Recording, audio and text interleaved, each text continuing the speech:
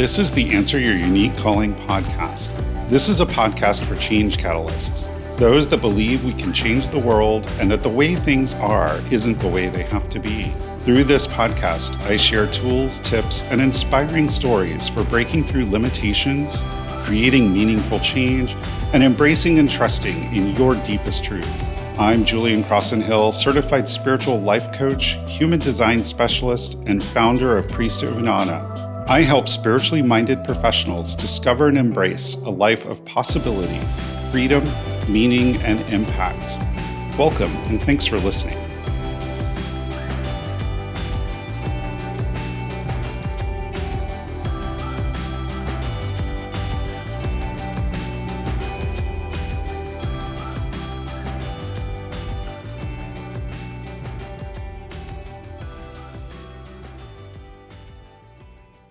Hi, and welcome to this episode of the Answer Your Unique Calling podcast. Today, I want to talk about a concept that I've talked about before that really came out of my work with my studies in the Akashic Records.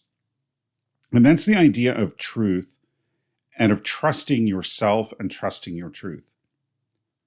In the Akashic Records, we talk a lot about this idea of truth and how do you know truth? How do you really tap into your truth? And then how do you trust that? How do you trust your truth and your own sense of what is true enough to follow it through? And I think this is really important when it comes to being a spiritual entrepreneur and to running your spiritual business. Because believe me, that's going to get tested. People are going to test how connected to your truth is, particularly around marketing. Here's the thing that I see is a lot of spiritual business owners, they get into starting their spiritual business, and maybe it's the first business they've ever really owned, or maybe they've owned a business before, but it was in a totally different area. It wasn't in spirituality, and they really don't know how to attract clients. They don't know how to get clients, and they don't know how to market their services. And what a lot of them do is instead of really going inward and finding the truth for themselves about how to find their ideal clients and how to market their spiritual business, they start to look around at what other people are doing. They start to listen to other business coaches, other professionals. They start reading books. They start trying to run their spiritual business and market their spiritual business like you would market any other business or product.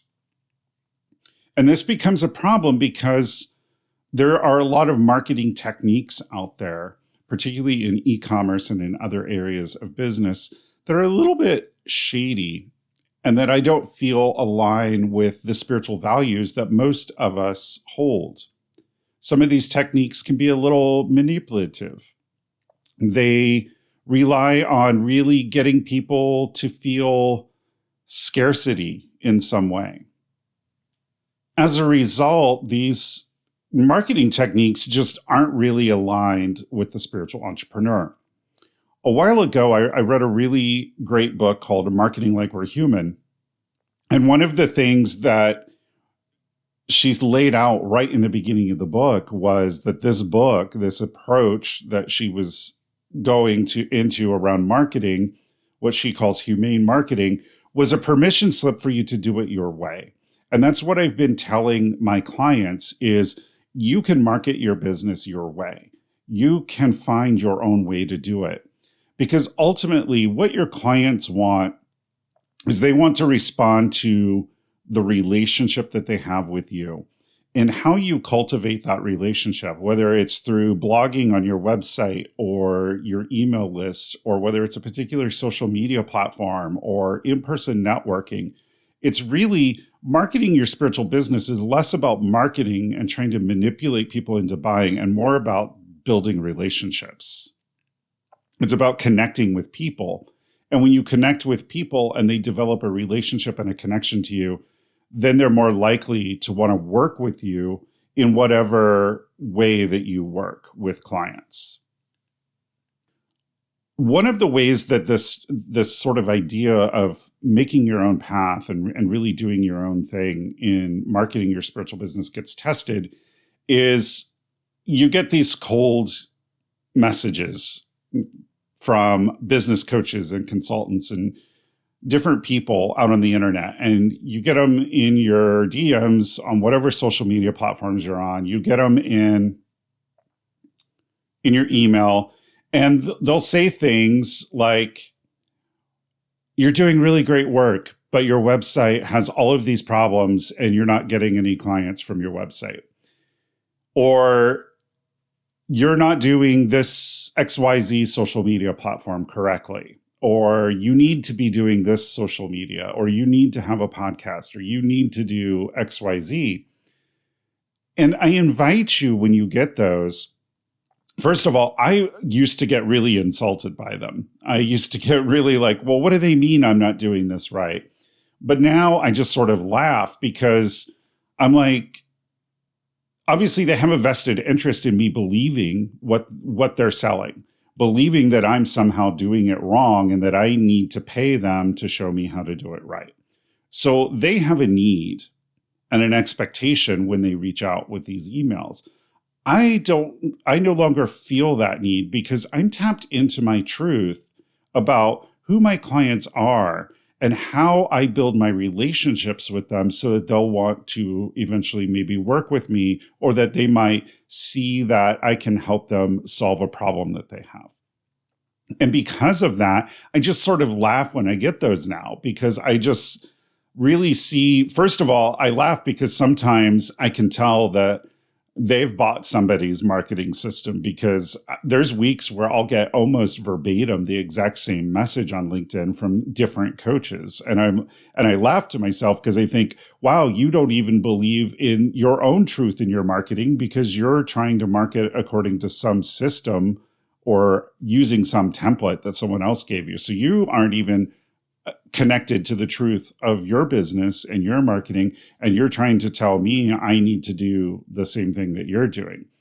So what I invite you to do is, when you get these messages, and you're going to, as soon as you hang your shingle out there, then you're going to start to get these messages. You're going to get these messages about SEO and about web design and all the things that you're supposedly doing wrong in your business.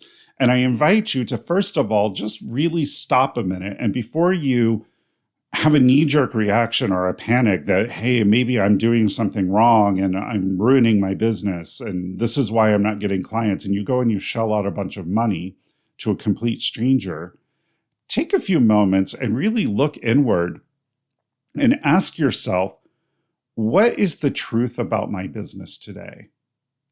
What is the truth about how I want to market my business and how I want my business to appear in the world? And what is my truth today about how I connect and build relationships with potential clients?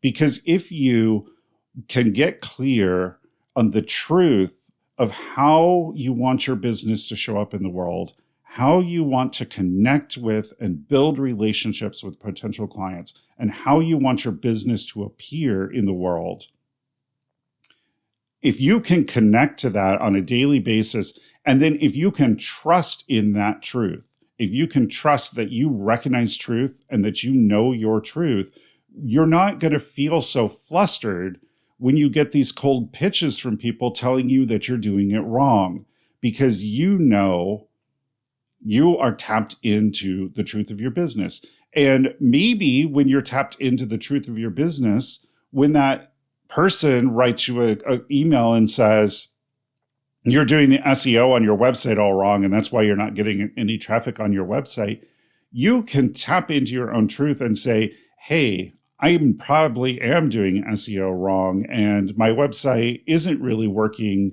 to help me connect with and build relationships with clients in the way I'd like. I'm going to go solicit some SEO expertise, because I always believe that you should shop around and not just have this knee-jerk reaction and immediately work with the person who you know nothing about. You have no previous relationship with them. They just sent you a cold email. And I would encourage you not to actually do business with people who are marketing in that way, because I just don't think it's an authentic way to market. And I think that the truth is the best way to market is to make those connections and build those relationships. And so when someone sends you an email that don't even know who they are, you've never had any interaction, and tells you you're doing your business wrong, you're marketing your business wrong, I just don't feel that that's someone who is deserving of my business. So maybe, though, you get that message and you tap into your truth and you say, hey, there's a kernel of truth in this. The way that I'm doing whatever isn't in alignment with how I want to connect and build relationships with my clients. And then you can go out and solicit someone who can help you solve that and fine tune it. Or maybe you can just make that tweak yourself. But maybe you tap into your truth in that moment and you say, I'm not doing it the way this person thinks I should, but the way I'm doing it is the way my clients appreciate me doing it. It's in alignment with my truth about how I want to show up in my business and how I want to put myself out there in the world. And in that case, then you can safely ignore it. You don't have to take any other action. And I think that this is very important, that we get into this pattern, into this habit of touching base with our truth, of tuning into our truth in our business about how we're marketing and how we're being in the world. Because there are you're going to get lots and lots of messages around systems and ways to do it and templates and all of these things. And you don't need them. You can do your marketing your way. And in fact, you're going to most likely land on the way to market that you as a client would want to be marketed to. And I have found that most often we are sort of the archetype of our ideal client, because we've gone on this journey. We know the value in our service. We've probably had the problem that our service solves. And so we're our own ideal client in a lot of ways.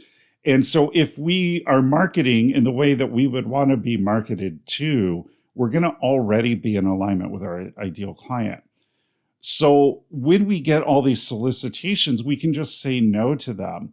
And this is really important because on the last episode, I talked about sufficiency and this idea of enough, and how some spiritual entrepreneurs feel driven to do more and more and more. I've seen spiritual entrepreneurs trying to be on every social media, and they're trying to podcast and make videos and do all of these things. In fact, a funny story, I think I might have told it on the last episode, Kat Coroy, the Instagram coach, did a Q&A where someone asked her how she keeps up with making her reels.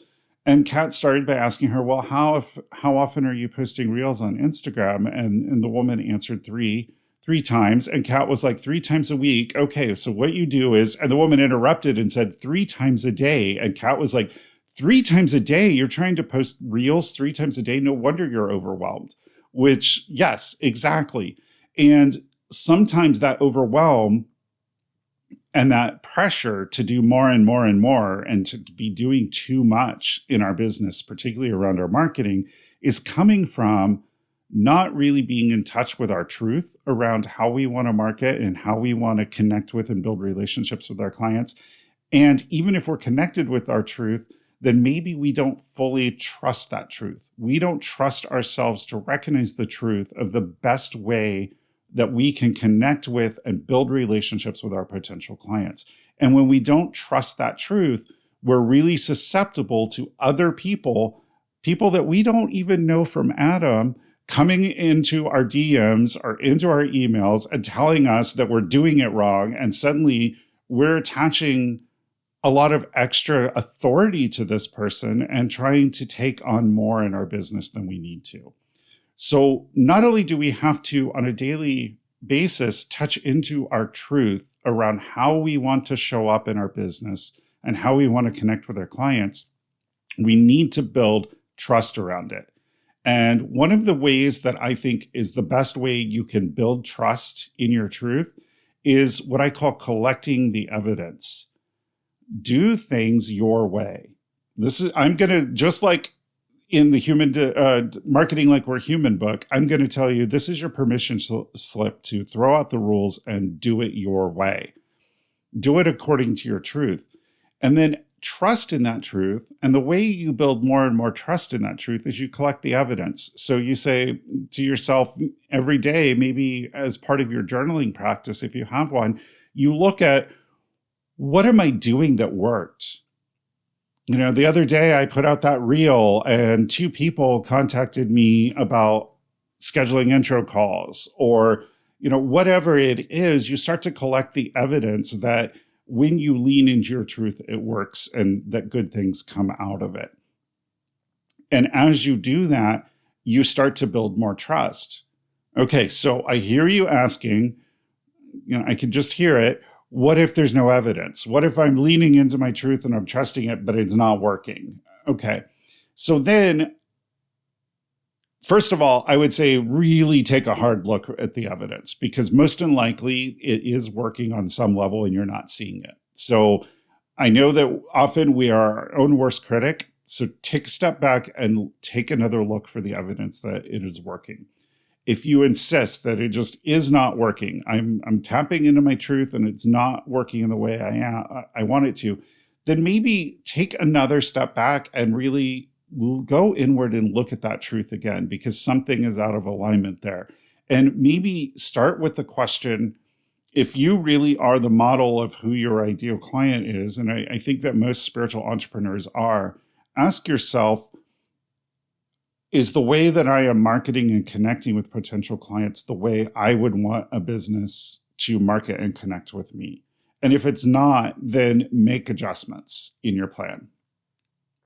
Okay, so I've said a lot, but I think at the core, it basically comes down to find and tap into your truth about how you want to show up in your business and how you want to connect and build relationships with your potential clients. And then find ways to collect the evidence that works for you and learn to trust in that truth. And if you do this, you won't feel tempted or you won't feel pressured to respond to every cold pitch that you get from business coaches, consultants, etc. You won't feel stressed out when you get that unsolicited email in your inbox that says your website sucks. You will know that you are doing the right things in your business, and you will feel confident in not pushing yourself to do more and more, or pushing yourself to hire more and more coaches and consultants and pursuing every system and trick and template and everything out there. And that confidence is going to show up when you meet with potential clients, and it's going to make you more attractive to your potential clients. So it is absolutely worth the time in your meditation and your journaling to take the time to really tune in and ask yourself, what is my truth today? What is my truth about how I want to show up today? What is my truth about how I want to connect with potential clients and build relationships with them? And then learning to lean on that truth and really trust it. Bright blessings.